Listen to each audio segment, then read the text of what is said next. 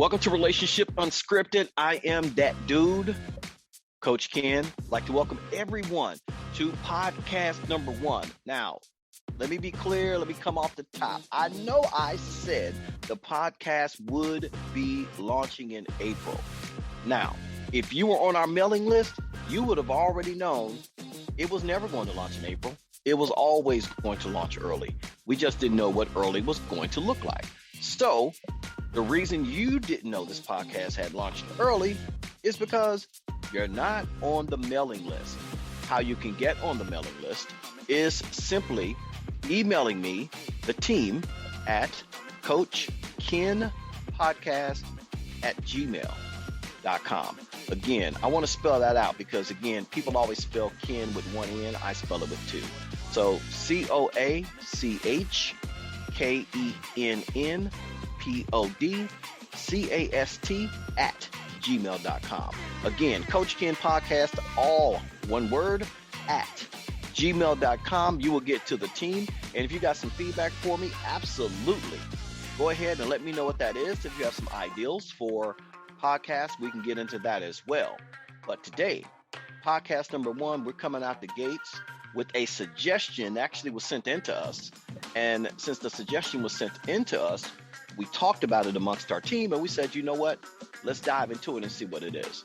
So we did our homework so we could talk about it intelligently. And then we got someone that could give us a little bit more insight on this particular topic. That topic is polyamorous relationships. What don't we know? What do we need to know?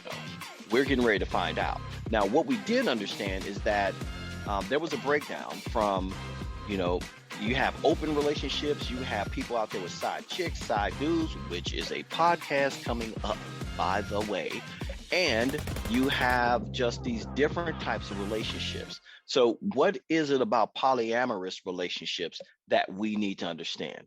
Well, I have a contact through coaching, and her name is Jennifer. She is someone that is living, practicing all about this poly lifestyle. So I reached out to her, and she was so kind to come on and have this conversation with me as it pertains to what exactly is this all about. Now, my disclaimer is this: I'm not promoting, I'm not condemning, I am not doing any of that. I am simply providing you information to help you elevate your understanding, because in all of your getting, get an understanding.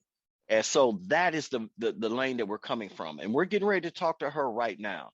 So, Kennologists, sit back, relax, open your mind, get ready to listen. This is Relationship Unscripted. Let's go. Welcome to Relationship Unscripted. We're dropping truth bombs about the good, the not so good, and of course, what the hell is wrong with your relationship? You don't know what you don't know. Or you may need to have several seats and get your life together. Who does know? Well, we do. So let's talk about it. This is Relationship Unscripted with that dude, your host, Coach Kenn. Here today. It's Relationship Unscripted with that dude, Coach Kenn. We're here with Coach Kenn, and I'm talking with Jennifer. Jennifer is someone that I've come to know through coaching channels. And when the topic of poly and that life and relationship came up, this was the first person I thought about. So as I'm reaching out to different people about podcast topics, the topic and subject of being in a poly type relationship came up.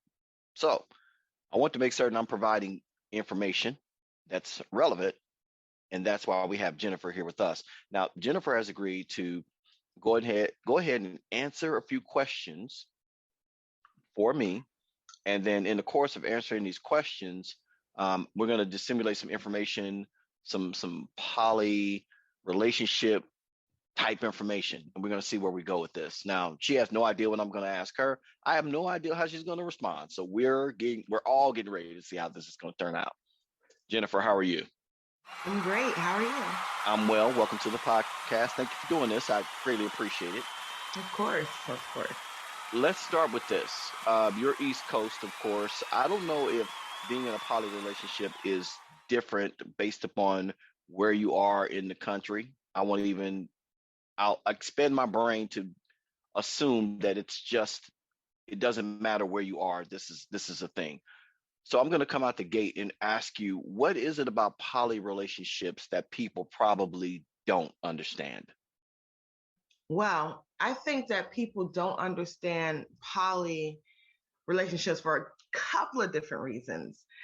They get it confused with other forms of alternative type of lifestyle. So when people say polyamory, a lot of people, the first thing they think is a man who has multiple wives, which is not polyamory, it's polygamy. If you break down the actual, the syllables, the core of poly is multiple, but amory is love. So you don't have to be married. It's multiple loves, whereas polygamy is about multiple marriages, and that's for a man. And so that's one of the biggest misconceptions or points of confusion that I've run across within my experience.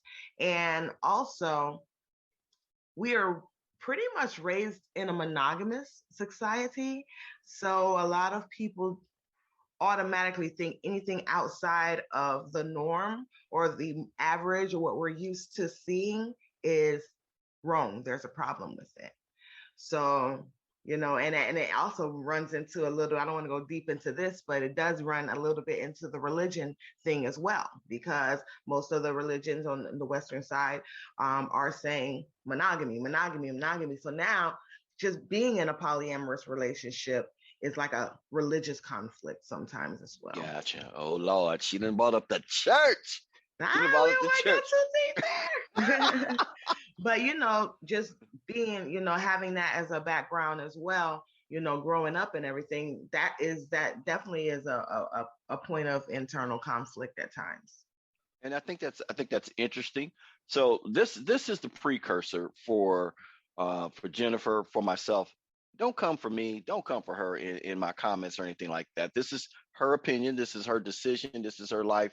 And anything that she's giving us is more so her sharing her experiences and her journey. Now, for you Bible readers out there that may be listening to the podcast, we get it. Nobody is saying you need to do this or don't do this. She's simply saying this is what I do, and her life is her decision, and I will stand by anybody making that decision to be able to do that. So let's not act a complete fool. We know what the scriptures say, but it also says love. So let's focus on that scripture and not trying to make people do what you think they should be doing. Now, back to this. I think that's a fascinating point.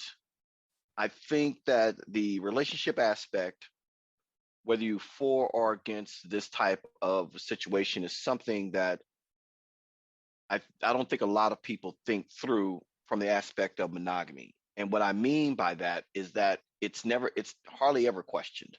So it's like grandma did it, their mother did it, their mother did it. It's been going on forever, but nobody ever questions it. Now,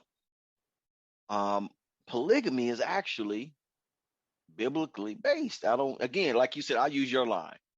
I don't want to have to go deep into that, but we know that there were people that we spend a lot of time on in scripture that had multiple wives. So, and in certain cultures around the world, it's still a thing. But that's not what we're talking about. Let me reel it back in and go back to this. So, how long if you don't mind me asking, when was it when you decided to go and move and explore this particular path? I'd say I've probably been exploring it, honestly, for about 14 years. Was the first time I explored it about 14 years ago. And after a couple of months, I was like, I don't like this. Now, that's interesting. Now, let me ask you this. Two questions, two-part question. What made you want to explore it?